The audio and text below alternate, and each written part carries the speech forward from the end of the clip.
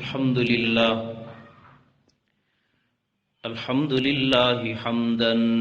كثيرا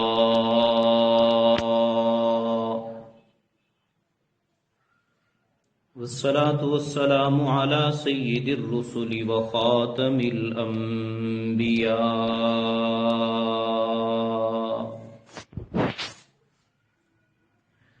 وعلى آله الأتقياء وأصحابه الأصفياء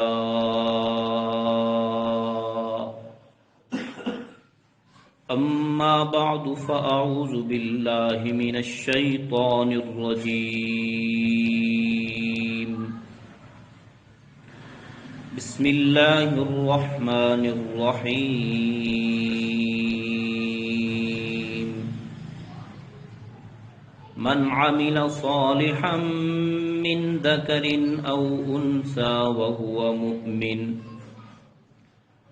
وهو مؤمن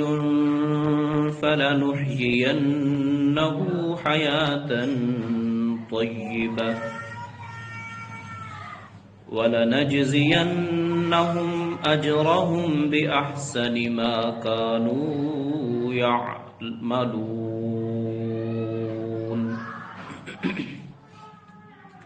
وقال النبي صلى الله عليه وسلم المرء مع من أحب أو كما قال النبي صلى الله عليه وسلم اللهم صل على سيدنا محمد وعلى آل سيدنا محمد وبارك وسلم. درود پاک پڑھ لیجئے.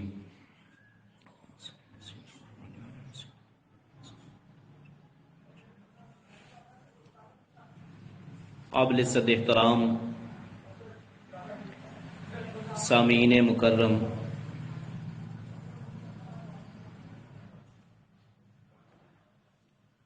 خواتین و حضرات، اللہ رب العزت کا احسان ہے کہ جس نے ہمیں اس پرفتن دور میں، نفسا نفسی کے زمانہ میں، فتنوں کے عالم میں، بے راہ روی، فحاشی اور قریانی کے اس کٹھن ماحول میں دین کی محفل اور دین کی مجلس نصیب فرمائی، اور ہمیں اللہ رب العزت نے ایمان کی دولت سے مالا مال کیا اور قرآن عظیم الشان عطا فرمایا. دنیا میں دو طرح کی زندگی ہے، ایک من چاہی زندگی ہے اور ایک رب چاہی زندگی ہے. دنیا میں دو طرح کا نظریہ ہے، ایک مادی نظریہ ہے اور ایک اللہ رب العزت کا دیا ہوا، اللہ کے پیغمبر کا دیا ہوا نظریہ ہے. ایک زندگی وہ ہے جو ہم اپنی منشا، اپنی خواہش اور دنیا کو دیکھ کر گزارنا چاہتے ہیں اور بنانا چاہتے ہیں اور بسر کرنا چاہتے ہیں، اور ایک زندگی وہ ہے جو اللہ کے حکم، اللہ کے نبی محمد صلی اللہ علیہ وسلم کے حکم، شریعت طیبہ کی روشنی میں گزاری جاتی ہے.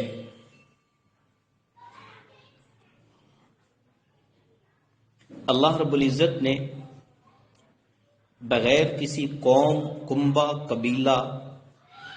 وطن، علاقہ کے، بغیر کسی رنگ و نسل کے قید لگانے کے جنرل بات کی ہے، اصولی بات ارشاد فرمائی ہے، وہ یہ کہ من عمل صالحا من ذکر او انثی، جو کوئی بھی اچھا عمل کرے، مرد ہو یا عورت،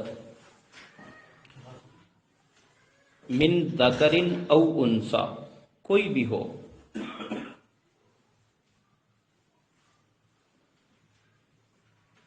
جو شخص بھی عمل کر رہا ہے، مرد یا عورت، اس میں رنگ و نسل کا کوئی امتیاز نہیں، غریب اور امیر کا کوئی امتیاز نہیں، اس میں شہری اور دیہاتی ہونے کا کوئی امتیاز نہیں، اس میں پڑھا لکھا ہونا اور ان پڑھ ہونے کا کوئی امتیاز نہیں، مالدار ہونا یا مزدور ہونا، اس میں کوئی امتیاز نہیں ہے۔ پروردگار عالم نے ارشاد فرمایا، من عمل صالحا، کوئی بھی شخص عمل کرنے والا ہو، من ذکر او انثی، مرد ہو یا عورت ہو، مطلب شہر میں رہنے والا ہو، دیہات میں رہنے والا ہو، پڑھا لکھا ہو، ان پڑھ ہو، مالدار ہو، غریب ہو، کوئی بھی ہو، کوئی بھی انسان، مرد و عورت، اچھا عمل کرنے والے اگر ہوں، وَهُوَ مُؤْمِن، مگر شرط یہ ہے کہ وہ عمل اچھا کرنے والا مرد یا عورت ایمان والے ہوں، حالت ایمان میں کوئی اچھا عمل کریں، فَلَنُحْيِيَنَّهُ حَيَاةً طَيِّبَةً، ہم ضرور بالضرور ان کو اچھی زندگی عطا فرمائیں گے، فَلَنُحْيِيَنَّهُ حَيَاةً طَيِّبَةً، ہم انہیں خوبصورت زندگی عطا کریں گے، ہم انہیں راحت والی زندگی عطا کریں گے،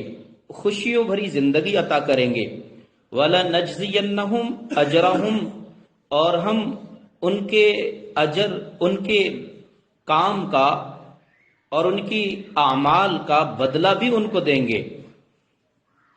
بِأَحْسَنِ مَا كَانُوا يَعْمَلُونَ، اس سے بہتر جو انہوں نے کیا ہوگا۔ مرد اور عورت اگر اچھا عمل کر رہے ہیں حالت ایمان میں، ان کے ساتھ 3 قسم کے وعدے ہیں۔ پہلا وعدہ، دنیا کی زندگی خوبصورت بنا دیں گے، وہ زندگی جس کو خوبصورت بنانے کے لیے ہم حلال اور حرام کی تمیز کیے بغیر مال کو جمع کرنے کی کوشش کرتے ہیں، وہ زندگی اعمال صالحہ سے حاصل ہوتی ہے۔ اچھے اعمال 2 طرح کے ہیں۔ اچھے اعمال، ایک عمل وہ ہے جس کا تعلق خالق سے ہے، اور ایک عمل وہ ہے جس کا تعلق مخلوق سے ہے۔ خالق اور مخلوق کے ساتھ اچھا تعلق، اور خالق اور مخلوق کے ساتھ اچھا رویہ، خالق اور مخلوق کے ساتھ حسن خلق، حسن اخلاق، حسن عمل، حسن کردار، اچھا بول، اچھا عمل، اچھا قول، اچھا فعل، اچھے رویے۔ اللہ رب العزت نے فرمایا کوئی بھی اس طرح اگر کرتا ہے، وہ کالا ہو یا گورا، عربی ہو یا عجمی، پڑھا لکھا ہو یا ان پڑھ، شہری ہو یا دیہاتی، کوئی بھی ہو اور کہیں بھی رہتا ہو، محلات میں بسے یا جنگلات میں زندگی بسر کرنے والا ہو، اللہ رب العزت فرما رہے ہیں ایمان کی حالت میں اگر ان تقاضوں کو پورا کر رہا ہے کوئی، تو ہم اسے بہترین زندگی عطا کریں گے، خوبصورت زندگی عطا کریں گے۔ آپ دیکھیں بہت سارے مرد اور خواتین، ان کا اللہ کے ساتھ تو اچھا تعلق ہوتا ہے، مطلب نماز پڑھ لیتے ہیں، تلاوت بھی کر لیتے ہیں، اور ہاتھ میں تسبیح لیے اللہ کا ذکر بھی کرتے رہتے ہیں، کبھی کلمہ پڑھتے ہیں، کبھی درود شریف پڑھتے ہیں، کبھی کوئی اور تسبیح پڑھتے ہیں، سبحان اللہ، الحمدللہ، اللہ اکبر کہتے رہتے ہیں، لا الہ الا اللہ کے لاکھ مرتبہ، 70 ہزار مرتبہ کے ورد کرتے ہیں، مگر ان سے ہمسائے تنگ ہوتے ہیں، ان سے قریب کے رشتہ دار پریشان ہوتے ہیں، ان کے رویے انسانوں کو پریشان کر رہے ہوتے ہیں، ان کے انداز رہنے سہنے کے لوگوں کو تکلیف دے رہے ہوتے ہیں۔ تو ایسے لوگوں کے ساتھ، ایسے مرد و عورت کے ساتھ اللہ رب العزت نے حیات طیبہ کا وعدہ نہیں کیا، حیات طیبہ کا وعدہ ان کے ساتھ ہے جو رات کو مصلی پہ اللہ کو راضی کر رہا ہے تو دن میں اس سے خاندان بھی خوش رہے، دن میں اس سے ہمسائے بھی خوش رہیں۔ اور خوشی کا معیار یہ ہے، راضی رہنے کا معیار یہ ہے کہ شریعت طیبہ کے اصول کے مطابق تعلقات میں، اللہ کی رضا کے مطابق، اللہ کے نبی کی تعلیمات کے مطابق انسان کا ہمسایوں کے ساتھ رویہ اچھا ہو، میاں بیوی کا تعلق اچھا ہو، اور بچوں کا والدین کے ساتھ، والدین کا اپنی اولادوں کے ساتھ رویہ اچھا ہو۔ اللہ رب العزت نے ہمیں ناقص دین نہیں دیا ہے، دین کامل عطا کیا، بلکہ اکمل دین عطا کیا ہے۔ اس میں جہاں اللہ رب العزت نے اپنا حق بتلایا وہاں اپنے پیغمبروں کا حق بھی بتلایا، جہاں اپنے نبیوں پیغمبروں کا حق بتلایا وہاں پر اللہ رب العزت نے باپ کا حق بھی بتلایا ہے، ماں کا احترام بھی سکھلایا ہے، اور اسی طرح ماں باپ کو اللہ رب العزت نے اپنی اولاد کے ساتھ پیار، محبت، مودت اور شفقت بھی عطا کی ہے، اور ان کے ذمے ایک ذمہ داری بھی عائد کی ہے کہ وہ بچپن سے لے کر ان کو جوانی تک اور ان کو ہوش و حواس سنبھلنے تک، سمجھداری کی عمر تک پہنچنے تک، جہاں ان کی نشو و نما کا لحاظ کرنا ہے، جہاں پر ان کے لباس کا لحاظ کرنا ہے، وہاں پر ان کی روحانی اور ان کی عملی زندگی کو بھی دیکھنا ہے، اور ان کی اچھی تربیت بھی کرنی ہے، والدین کے ذمے میں ہے۔ ایک شخص آئے اور اللہ کے نبی حضرت محمد الرسول اللہ صلی اللہ علیہ وسلم کے صحابی حضرت عمر فاروق اعظم رضی اللہ تعالیٰ عنہ کی خدمت میں حاضر ہوئے، اور حضرت عمر کی عدالت معروف تھی۔ حضرت عمر سے آ کر عرض کرنے لگے، اے امیر المؤمنین، میرا بیٹا میری بات نہیں مانتا، میرا بیٹا میرا کہا نہیں مانتا، میرا بیٹا میرا احترام نہیں کرتا، میرا بچہ میرے ساتھ اچھا رویہ نہیں اختیار کرتا۔ حضرت عمر رضی اللہ عنہ نے اپنی دربار میں، اپنی عدالت میں اس بچے کو بھی بلا بھیجا۔ جب اس کا بچہ آ گیا، اس کا نوجوان بیٹا حضرت عمر کی عدالت میں کھڑا ہو گیا، اور باپ بھی حضرت عمر کی عدالت میں کھڑا ہو گیا۔ آپ رضی اللہ تعالیٰ عنہ نے پوچھا، آپ اپنے باپ کے ساتھ اچھا رویہ کیوں نہیں اختیار کرتے؟ آپ اپنے باپ کی خدمت کیوں نہیں کرتے؟ اس نے آگے سے جواب دیا، امیر المؤمنین، میرے باپ نے جو میرے لیے ماں کا انتخاب کیا وہ اچھا نہیں کیا۔ ایک ایسی عورت کو لے کے آئے جس کا کوئی نسب نہیں ہے، جس کی کوئی زندگی نہیں ہے، جس کا کوئی معیار نہیں ہے، اور پھر میرا نام ایسا رکھا جس کا معنی ہوتا ہے گندگی کا ڈھیر، میرا نام بھی اچھا نہیں رکھا، اور پھر مجھے اونٹ تو چرانے کے لیے دے دیے، بکریاں تو چرانے کے لیے دے دی۔ مثلا آج کے زمانے میں ہم یوں کہہ سکتے ہیں، پیسے کمانے کے لیے تو مجھے ہنر دیا، مال اکٹھا کرنے کے لیے تو مجھے ہنر دیا، مجھے دولت جمع کرنے کا تو ڈھنگ سکھایا، لوگوں کو دھوکہ دے کر کیسے مال جمع کرنا ہے، لوگوں سے جھوٹ بول کر کیسے مال جمع کرنا ہے۔ مطلب اس طرح کی زندگی، مال بنانے کمانے کے لیے تو مجھے ہنر دیا، مگر مجھے کچھ بھی نہیں سمجھایا، مجھے کچھ بھی نہیں پڑھایا، میرا کچھ حق بھی ادا نہیں کیا، تو پھر میرا باپ کس طرح سے مجھے اپنے حق کا مطالبہ کرتا ہے؟ حضرت عمر رضی اللہ تعالیٰ عنہ نے فرمایا، جاؤ، تیرا کوئی حق نہیں کہ تو اپنے بیٹے سے حق مانگے، تو نے اپنے بیٹے کا حق ادا نہیں کیا۔ اور فرمایا کہ بیٹے کا حق یہ ہے جس کی جب تم اپنی اولاد کے لیے اس کی اچھی ماں کا انتخاب کرو، تعلیم اچھی ہو، کردار اچھا ہو، اس کی گفتار اچھی ہو، اس کی تربیت اچھی ہو، خاندان اچھا ہو، مطلب کہ اس کی اچھی اعمال، اچھی زندگی، اچھی تربیت، اس کا کچھ نام تو ہو، اس کا کچھ کام تو ہو، اور پھر اس کے بعد اچھا نام رکھو بچے کا، بچے کو تعلیم دو، ادب سکھاؤ۔ چنانچہ رحمت عالم صلی اللہ علیہ وسلم نے ارشاد فرمایا، ادبنی ربی احسن تأدیبا، میرے رب نے مجھے خوبصورت ادب سکھایا۔ جب بندہ اپنی اولاد کو تربیت اچھی دیتا ہے، تعلیم اچھی دیتا ہے، اور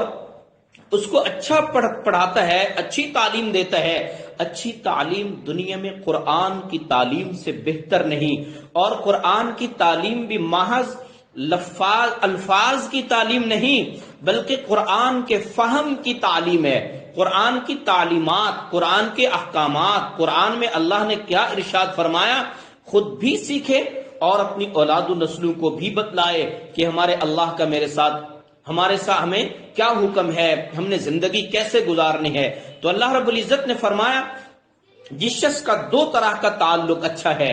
اعمال صالحہ میں اللہ کے ساتھ اس کا اچھا تعلق ہے اور اخلاق حسنہ کے ساتھ مخلوق کے ساتھ اس کا اچھا تعلق ہے، تو وہ مرد ہو یا عورت ہو، ایمان کی حالت میں جب ایسے اچھے عمل کریں گے تو ہم انہیں پاکیزہ زندگی عطا کریں گے۔ فَلَنُحْيِيَنَّهُ حَيَاتًا طَيِّبَةً، ہم اچھی زندگی دیں گے، خوبصورت زندگی دیں گے۔ چنانچہ جو لوگ دین کے ساتھ وابستہ ہوتے ہیں، جو لوگ دین کی تعلیم کے ساتھ وابستہ ہوتے ہیں، جو لوگ اللہ اور اس کے رسول کی تعلیمات سے آراستہ پیراستہ ہوتے ہیں، ان لوگوں کی زندگی خوبصورت ہوتی ہے، ان لوگوں کی زندگی اچھی ہوتی ہے، ان کا رہنا سہنا اچھا ہوتا ہے۔ ایک یہودی مکان بیچنے لگا اور مکان بیچنے میں اس نے 2000 درہم اپنے مکان کی قیمت لگائی۔ لوگوں نے کہا اس گلی کوچے میں تو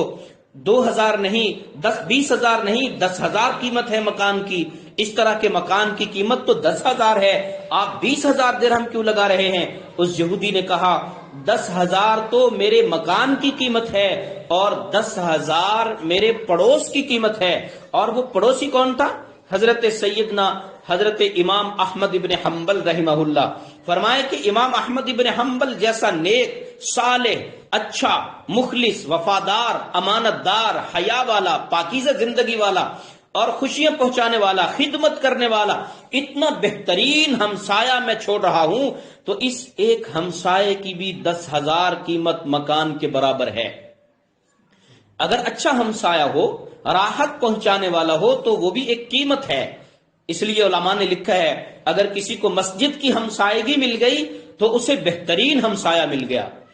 اگر کسی کو عالم کی ہمسائیگی مل گئی اسے بہترین ہمسایہ مل گیا، اگر کسی کو نمازی حیا والا ہمسایہ مل گیا تو اس کو بہترین ہمسایہ مل گیا، ہمسائیگی مل گئی، اس کی مال محفوظ رہے گا، اس کی عزت محفوظ رہے گی، اس کی نسلیں محفوظ رہیں گی، اس کا ایمان محفوظ رہے گا کہ قیامت کے دن تو ایک ایمان کے بدلے میں، چنانچہ رحمت عالم صلی اللہ علیہ وسلم نے فرمایا جس آدمی کے دل میں ذرہ برابر بھی، رائی کے دانے کے برابر بھی ایمان ہوگا تو وہ بھی ایک نہ ایک دن ضرور جنت انعامات کی جگہ میں چلا جائے گا۔ اس لیے اچھا ہمسایہ بننا، میں اگر یہ چاہتا ہوں کہ میرے ساتھ میرا ہمسایہ اچھا رویہ اختیار کرے، میرا مال بھی محفوظ ہو اس سے، میری عزت بھی محفوظ ہو اس سے، تو پھر میں بھی اس کی مال کی حفاظت کا ذمہ دار بن جاؤں، اس کی عزت کے حفاظت کا ذمہ دار بن جاؤں۔ تو جب میں اپنے ہمسائے کی مال، عزت، جان کی حفاظت کرنے لگوں گا تو اللہ رب العزت اس کے بدلے میں ہمسائے کو بھی آپ کے مال، جان، عزت، آبرو کی حفاظت پر مامور فرما دیں گے۔ آج مسئلہ یہ ہے، ہم کہتے ہیں ہم جیسی مرضی زندگی گزاریں لیکن دوسرا آدمی ہمارے ساتھ اچھا رویہ رکھے، ہم جیسے مرضی گالیاں بکتے جائیں لیکن ہمارے ساتھ رشتہ دار اچھے رویے رکھیں، ہم کسی کو اپنے گھر برداشت کریں نہ کریں، ہم جہاں کہیں جائیں پروٹوکول ملے، صدر مقام ملے، اچھے کھانے ملیں، دسترخوان چنا جائے، تو اس طرح سے تو نہیں ہوتا، بلکہ اللہ رب العزت کا ضابطہ یہ ہے اور دنیا کے اندر اس طرح سے ہی چلتا ہے نظام کہ بندہ اچھی زندگی پیش کرتا ہے تو اسے اچھی زندگی ملتی ہے۔ قرآن نے ایک اصول بیان کیا، الخبیثات للخبیثین الطیبات للطیبین، یہ دو طرح کے اللہ رب العزت نے ایک جرنل اصول بیان کیا ہے۔ پاکیزہ لوگوں کے لیے پاکیزگی ہوگی،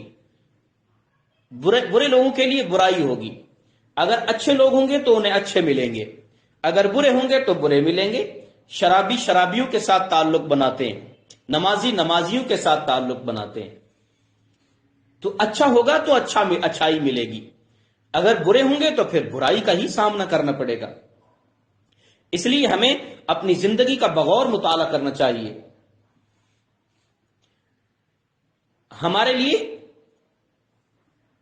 ایک وہ ماں باپ ہیں جنہوں نے ہمیں جنا پالا حقیقی، اور اللہ کے نبی علیہ السلام کی تعلیمات میں 3 طرح کے ماں باپ ہیں۔ ایک حقیقی ماں باپ جنہوں نے ہمیں جنا پالا پوسا، اور ایک وہ جنہوں نے ہمیں علم سکھایا، استاذ ہنر سکھایا، دین کا ہو یا دنیا کا، وہ بھی ماں باپ کی طرح ہیں۔ اور تیسرے جنہوں نے بیٹی دی، یا جو بیٹا ہے جس کو داماد بنایا،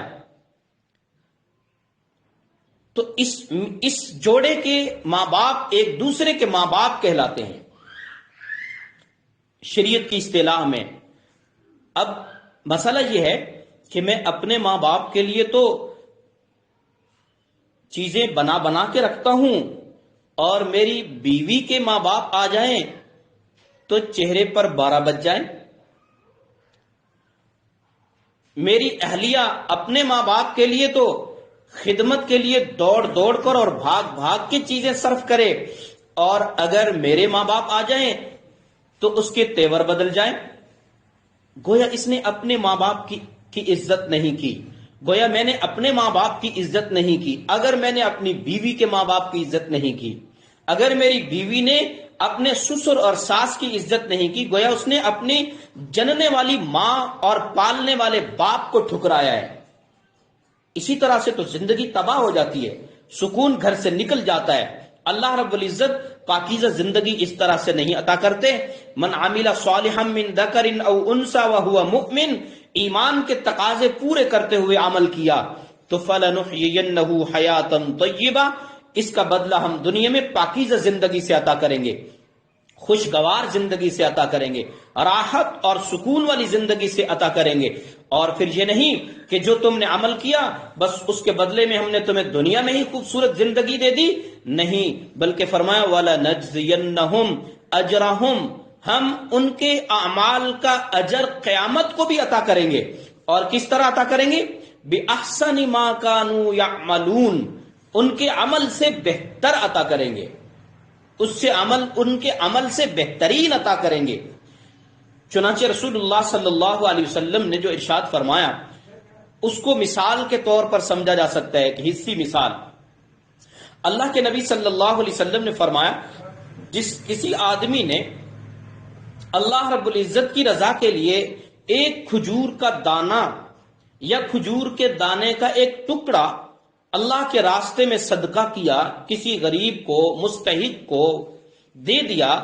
تو اللہ تعالیٰ اس کے اس صدقے کو یوں پالتے ہیں جیسے تم اپنے بچے کو یا بکری کے بچے کو پالتے ہو، اور پھر قیامت کے دن تمہارا وہ ایک کھجور کا ٹکڑا احد پہاڑ کے وزن کے برابر کا ہوگا۔ یہ اللہ رب العزت کا پالنا ہے۔ بِأَحْسَنِ مَا كَانُوا يَعْمَلُونَ، اس کا مطلب یہ ہے کہ اللہ اس کے عمل سے بہتر بدلہ دیں گے قیامت کے دن، کہ ٹکڑا دیا تھا ایک کھجور کا اور اس کے بدلے میں وزن مل رہا ہے احد پہاڑ کے برابر۔ تو اس لیے اللہ رب العزت نے ہمیں ایک ضابطہ دیا، ایمان کی حالت میں ایمان کے تقاضے پورے کرتے ہوئے، ایمان کے تقاضے اللہ اور بندوں کے ساتھ مل کر ہیں، اللہ اور بندوں کے ساتھ مل کر ہیں۔ تنہا عبادات کام نہیں آئیں گی جب تک کہ اللہ کے بندوں کے حقوق بھی پورے نہ کریں۔ مرد کے ذمے بھی کچھ فرائض ہیں جس کو عورت کے حقوق کہا جاتا ہے، عورت کے ذمے کچھ فرائض ہیں جو مرد کے حقوق کہلاتے ہیں۔ تو ایک دوسرے کے فرائض اور حقوق کا خیال رکھنے والے میاں بیوی دنیا میں راحت اور سکون اور عافیت کی زندگی گزارتے ہیں،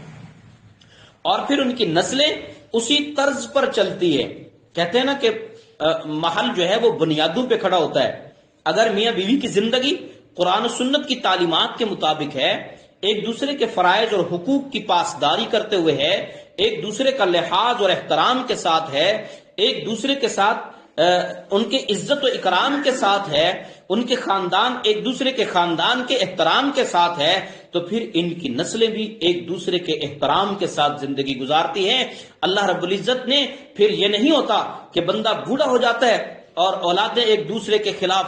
ہتھیار اٹھا کے کھڑی ہوتی ہیں، اس وقت انسان کی زندگی کا مزہ خراب ہو جاتا ہے۔ اس وقت مال، اسباب، محلات اور دولت کے ہوتے ہوئے انسان مر جانے کی بھیک مانگ رہا ہوتا ہے کہ مر جائے انسان، اور اس کی زندگی میں ایک رائی کے برابر سکون نہیں رہتا، اور اس کے پاس سکون کے تمام تر حالات، تمام تر اسباب کے باوجود، اس کو ظاہری اسباب کے باوجود اس کو ایک لمحہ بھی سکون نہیں ہوتا، اس کی وجہ یہی ہوتی ہے کہ بندہ خود اچھی زندگی نہیں گزارتا، اور پھر آگے بھی اسی طرح نسلوں میں بھی برائی کی زندگی چلتی ہے، پھر نسلیں تباہ ہو جاتی ہیں، مال تباہ ہو جاتے ہیں، محلات بک جاتے ہیں، مال اور اسباب برباد ہو جاتے ہیں، لوگ ہتھیا جاتے ہیں۔ تو اس سے پہلے کہ اس طرح کے حالات کو ہم فیس کریں، اس سے پہلے چاہیے کہ ہم اپنی زندگی کا رخ ٹھیک کر لیں۔ ایمان والوں کو چاہیے اللہ کے ساتھ تعلق ٹھیک کر لیں۔ اللہ کے ساتھ تعلق ٹھیک یہ ہے کہ عبادات جو اللہ رب العزت کی طرف سے عائد ہیں، نماز، روزہ، حج، زکوٰۃ مال میں سے، اور میاں بیوی کے حقوق پورے کرنا، والدین کے حقوق پورے کرنا، یہ اللہ رب العزت کے حقوق بھی ہیں، کیونکہ اللہ نے حکم دیا ہے، ان کو ماننا اللہ کا حق ہے کہ ہم اللہ کی بات کو مانیں، یہ اللہ کا حق ہے۔ اور پھر ساتھ ساتھ یہ کہ اس کے بندوں کا بھی حق ہے، پھر اس کے بندوں میں سے بیوی اور ماں اور باپ اور بھائی اور قریبی خاندان کے رشتہ دار اقربا، پھر قریبی رشتہ داری کا بھی حق ہے، میاں بیوی ہونے کا بھی حق ہے، اور پھر اس قریب قربت کے رشتے کا بھی علیحدہ حق ہے، ڈبل حق ہے، ماں باپ کا بھی حق ہے، اور پھر قریبی رشتہ دار ہونے کی بنیاد پر پھر اور زیادہ حق ہے کہ ان کا ہم احترام کریں، اکرام کریں، ان کے ساتھ اچھی زندگی سے پیش آئیں۔ اس لیے ہمیں چاہیے کہ ہم اپنی زندگی کا رخ ٹھیک کر لیں، مادیت کی طرف نہ جائیں بلکہ روحانیت کی طرف آئیں۔ روحانیت کا مطلب یہ ہے قرآن و سنت کی تعلیمات کی طرف آئیں، ہم دیکھا دیکھی زندگی بسر نہ کریں بلکہ اللہ کے نبی جی کی زندگی کو دیکھ کر ہم زندگی گزاریں۔ ماؤں، بہنوں، بیٹیوں کے لیے آپ صلی اللہ علیہ وسلم کی ازواج مطہرات امہات المؤمنین کی زندگی عملی نمونہ ہے، آپ صلی اللہ علیہ وسلم کی بنات طیبات، آپ کی بیٹیوں کی زندگی آج امت کی ماؤں، بہنوں، بیٹیوں کے لیے عملی نمونہ ہے۔ ایک ماں، بہن، بیٹی یہ چاہتی ہے قیامت کے دن ہمارا حشر حضرت سیدہ فاطمہ کے ساتھ ہو جائے، اور سیدہ فاطمہ کی ذرا زندگی کو تو پڑھے، حضرت فاطمہ نے زندگی کیسے گزاری ہے۔ سیدہ فاطمہ رضی اللہ تعالیٰ عنہ فرما رہی ہیں، علی جب مجھے موت آ جائے میرا جنازہ رات کو اٹھانا۔ علی فرماتے کیوں رات کو اٹھا لیں جنازہ، اندھیرے میں کیوں نکلیں؟ حضرت فاطمہ رضی اللہ تعالیٰ عنہ فرما رہی ہے اس لیے کہ ساری زندگی میرے جسم کو، میرے کپڑوں کو کسی غیر محرم نے نہیں دیکھا، میں یہ چاہتی ہوں کہ نبی کی بیٹی کا جنازہ بھی اس انداز میں اٹھے کہ اس کے کفن پر بھی کسی غیر محرم کی نظر نہ پڑے۔ اور جو مائیں، بہنیں، بیٹیاں سر پہ دوپٹہ بھی نہ لیں اور وہ یہ چاہیں اور خواہش کریں کہ ہم سیدہ فاطمہ کے ساتھ اپنا حشر کروا لیں گے، یہ تو دھوکہ ہی ہو سکتا ہے، اسے کچھ بھی حاصل نہیں ہوگا۔ ماؤں، بہنوں، بیٹیوں کے لیے تو سیدہ فاطمہ آئیڈیل شخصیت ہے، سیدہ حضرت عائشہ الصدیقہ آئیڈیل شخصیت ہے،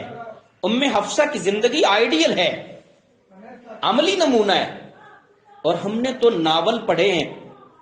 ہم نے تو اخبار پڑھے ہیں، ہم نے تو ایکٹروں کی زندگی کا مطالعہ کیا ہے، ہم نے کب اللہ کے نبی کی بیویوں کا زندگی کا مطالعہ کیا؟ ایک بیوی بننے والی بیٹی، بہن کو چاہیے تھا نا کہ وہ بیوی بننے سے پہلے اللہ کے نبی صلی اللہ علیہ وسلم کی بیویوں کی زندگی کو پڑھ لیتی۔ ایک بہن کو چاہیے کہ وہ بھائیوں کے لیے، ایک بیٹی کو چاہیے کہ وہ اپنے ماں باپ کی عزت اور ان کی نیک نامی کے لیے کیسے زندگی گزارے، اس کو رسول اللہ کی بیٹی کی زندگی پڑھنی چاہیے تھی۔ اسے چاہیے کہ وہ، ایک بیٹی کو چاہیے کہ وہ حضور اکرم صلی اللہ علیہ وسلم کی بیٹی سیدہ زینب کی زندگی کو پڑھے، سیدہ رقیہ کی زندگی کو پڑھے، سیدہ ام کلثوم کی زندگی کو پڑھے، سیدہ فاطمہ الزہرا کی زندگی کو پڑھے۔ اور اسی طرح ایک مرد کو چاہیے کہ وہ کسی کی بہن، بیٹی کو اپنے گھر اور اپنے نکاح میں لانے سے قبل یہ زندگی حاصل کرے کہ رسول اللہ صلی اللہ علیہ وسلم نے حضرت عمر کی بیٹی سے نکاح کیا، حضرت صدیق اکبر کی بیٹی سے نکاح کیا، حضرت ابو سفیان کی بیٹی سے نکاح کیا، اور اتنی عورتوں سے جو نکاح کیا ہے، اللہ کے نبی صلی اللہ علیہ وسلم کسی کی بیٹی کو گھر میں لے آ کر اس کے ساتھ کیسے زندگی گزارتے تھے۔ ہم اپنی بچیوں اور بچوں کو زندگی گزارنے کا اور ایک دوسرے کے احترام کا سبق پڑھائے بغیر ان کو بیاہ دیتے ہیں، پھر ساری زندگی ان کے فیصلے کرتے رہتے ہیں۔ اس لیے ہمیں اپنی زندگی کا بغور مطالعہ کرنا چاہیے،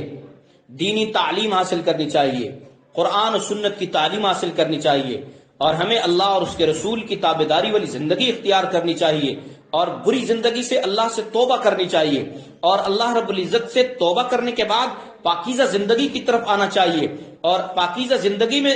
اپنے آپ کو محو کرنا چاہیے، اپنے آپ کو پاکیزہ زندگی میں لگانا چاہیے، تاکہ ہماری زندگی قیامت کے دن شرمندگی کا باعث نہ بنے، بلکہ سرخروئی اور سرفرازی اور نیک نامی اور کامیابی کی زندگی بن جائے، اور کامیابی کا ذریعہ بن جائے۔ قیامت کے دن ہمارے ماں باپ کا چہرہ شرم کے مارے جھک نہ جائے، بلکہ وہ اللہ رب العزت کی بارگاہ میں خوش کھڑے ہوں اور کامیاب کھڑے ہوں، اور ہماری وجہ سے، اولادوں کی وجہ سے ماں باپ پریشان نہ ہوں، ماں باپ کی وجہ سے اولادیں پریشان نہ ہوں۔ اس کے لیے تو بس ایک ہی حل ہے کہ بندہ اسلام کی تعلیمات کو اپنائے، مائیں بہنیں بیٹیاں بھی اپنائیں، اور بھائی اور والدین بھی اپنائیں۔ اللہ رب العزت سے دعا ہے پروردگار عالم ہمیں پاکیزہ زندگی عطا فرمائے، خوشیوں بھری زندگی عطا فرمائے، راحتوں والی زندگی عطا فرمائے، نیکی اور تقوی والی زندگی عطا فرمائے۔ اللہ رب العزت ہمیں طاعات کی عزت نصیب فرمائے، اور معصیت کی ذلت اور رسوائی سے دنیا آخرت میں محفوظ فرمائے۔ وآخر دعوانا ان الحمد للہ رب العالمین۔ اب دعا کر لیجئے۔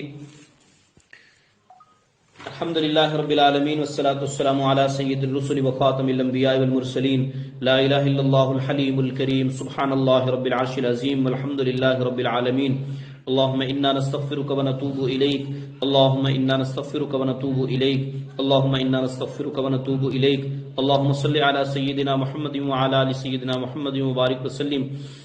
لا الہ الا انت سبحانک انی کنت من الظالمین فاستجبنا له ونجیناہ من الغم وکذالک ننجی المؤمنین۔ اے اللہ ہماری اس مجلس و محفل کو اپنی بارگاہ عالیہ میں قبول فرما، اے اللہ اس کی کامل برکات نصیب فرما، اے اللہ اس کی کامل برکات نصیب فرما، اے اللہ اس کی پوری پوری برکات نصیب فرما، اے اللہ اس کی برکات کو ظاہر فرما، ہماری زندگیوں میں، ہماری اولاد و نسلوں کی زندگیوں میں اس کی برکات کو ظاہر فرما۔ اے اللہ ہماری توبہ کو قبول فرما، اے اللہ ہم تمام تر گناہوں سے توبہ کرتے ہیں، اے اللہ ہم تمام تر خطاؤں سے توبہ کرتے ہیں، ہم تمام تر غفلتوں سے توبہ کرتے ہیں۔ پروردگار عالم ہماری توبہ کو اپنی بارگاہ عالیہ میں قبول فرما، توبہ کی برکات نصیب فرما، توبہ کی ثمرات نصیب فرما، توبہ پر استقامت عطا فرما۔ اے اللہ دینی، قرآنی، روحانی زندگی نصیب فرما، ایمانی زندگی نصیب فرما، ایمان کا مزہ نصیب فرما، ایمان کا مٹھاس نصیب فرما، ایمان کی حلاوت نصیب فرما۔ اے اللہ طاعات کی عزت عطا فرما، معصیت کی ذلت سے محفوظ فرما۔ اے اللہ ایمان عطا کرنے کے بعد گمراہی سے محفوظ فرما، اے اللہ ایمان عطا کرنے کے بعد کفر سے محفوظ فرما، ہدایت عطا کرنے کے بعد گمراہی سے محفوظ فرما۔ اے اللہ عزتیں عطا کرنے کے بعد دنیا اور آخرت کی ذلتوں اور رسوائیوں سے محفوظ فرما۔ اے اللہ علم عطا کرنے کے بعد جہالت کے کاموں سے محفوظ فرما۔ اے اللہ اپنے مقربین میں شامل فرما، اپنا قرب عطا کرنے کے بعد دوری سے محفوظ فرما۔ اے اللہ ہم سب کو ایک دوسرے کا احترام نصیب فرما، ایک دوسرے کی قدر نصیب فرما۔ اے اللہ والدین کی زندگیوں میں برکتیں عطا فرما، جن کے والدین دنیا سے چلے گئے ان کی کامل بخشش اور مغفرت فرما، درجات بلند فرما، قرب کے اعلیٰ درجات عطا فرما۔ اے اللہ جن کی اولادیں نہیں ان کو نیک صالح نرینہ اولاد عطا فرما، جن کو بیٹیوں ان کی ضرورت ہے پروردگار عالم اپنی رحمت کے خزانوں سے بیٹیاں عطا فرما، بیٹے عطا فرما، نیک صالح اولاد عطا فرما، آنکھوں کی ٹھنڈک بننے والی اولادوں سے اے اللہ گودوں کو آباد فرما۔ اے اللہ آنکھوں کی ٹھنڈک بننے والی اولادوں سے اے اللہ والدین کی گودوں کو آباد فرما۔ اے اللہ جن کی اولادیں ہیں ان کی آنکھوں کی ٹھنڈک بنا دیجئے، اے اللہ ان کی آنکھوں کی ٹھنڈک بنا دیجئے، اے اللہ ان کے لیے عافیت کے فیصلے فرما دیجئے۔ اے اللہ انہیں کامیابی والی زندگی نصیب فرما دیجئے، اے اللہ اپنے حبیب صلی اللہ علیہ وسلم کی سچی محبت و اتباع سنت نصیب فرما دیجئے، اے اللہ جتنے مسلمان بیمار ہیں سب کو شفا کاملہ عاجلہ مستمرہ دائمہ نصیب فرما دیجئے، اے اللہ دور قریب سے جن بہن بھائیوں نے دعاؤں کے لیے کہہ رکھا ہے، اے اللہ جنہوں نے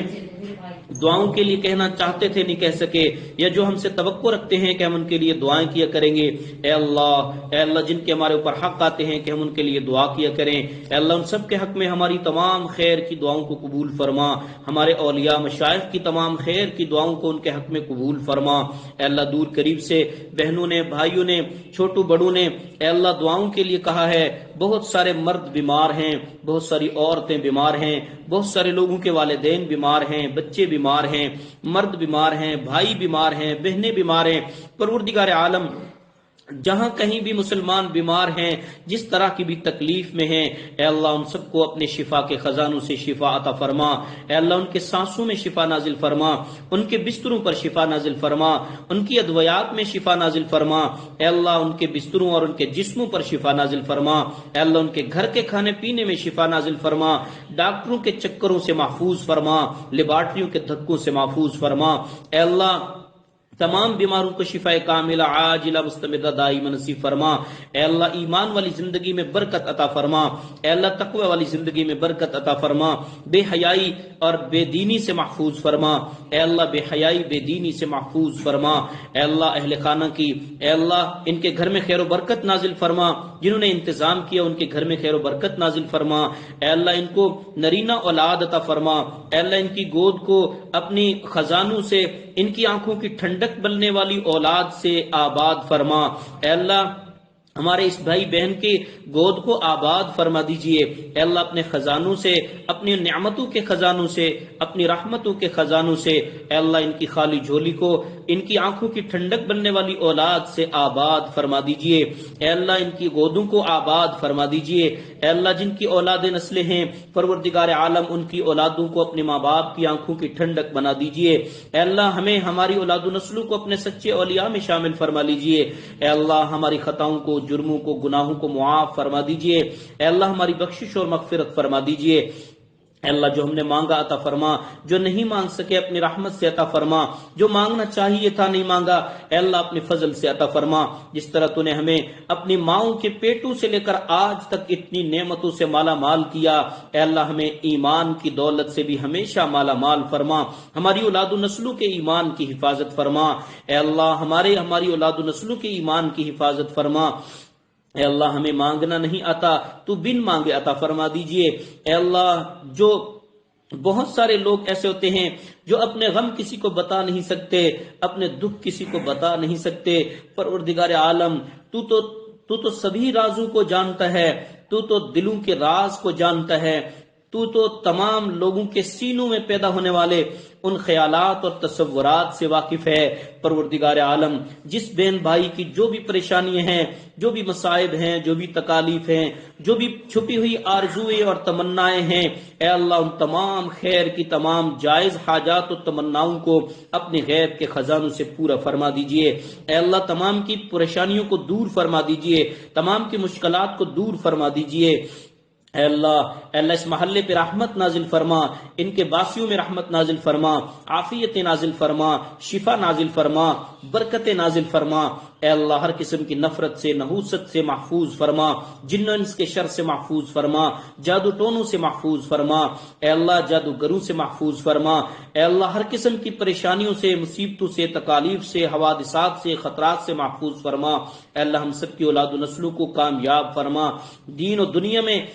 ترقی عطا فرما، اے اللہ دین کی صحیح سمجھ عطا فرما، دین پر عمل کی توفیق عطا فرما، اے اللہ دین کے کام کرنے نصیب فرما، اے اللہ جو رکاوٹیں اپنی رحمت سے دور فرما، جن اسباب کی ضرورت ہے غیب کے خزانوں سے وسعت و برکت کے ساتھ عطا فرما، بے روزگاروں کو رزق حلال رزق طیب رزق فراخ نصیب فرما، برکتوں والا اور وسعت والا روزگار نصیب فرما، اے اللہ ہماری ان دعاؤں کو اپنی رحمت سے قبول فرما لیجئے، اے اللہ ہماری ان دعاؤں کو اپنی رحمت سے قبول فرما لیجئے، آمین بجاہ النبی الکریم و باسمائک الحسنی و برحمتک یا ارحم الراحمین۔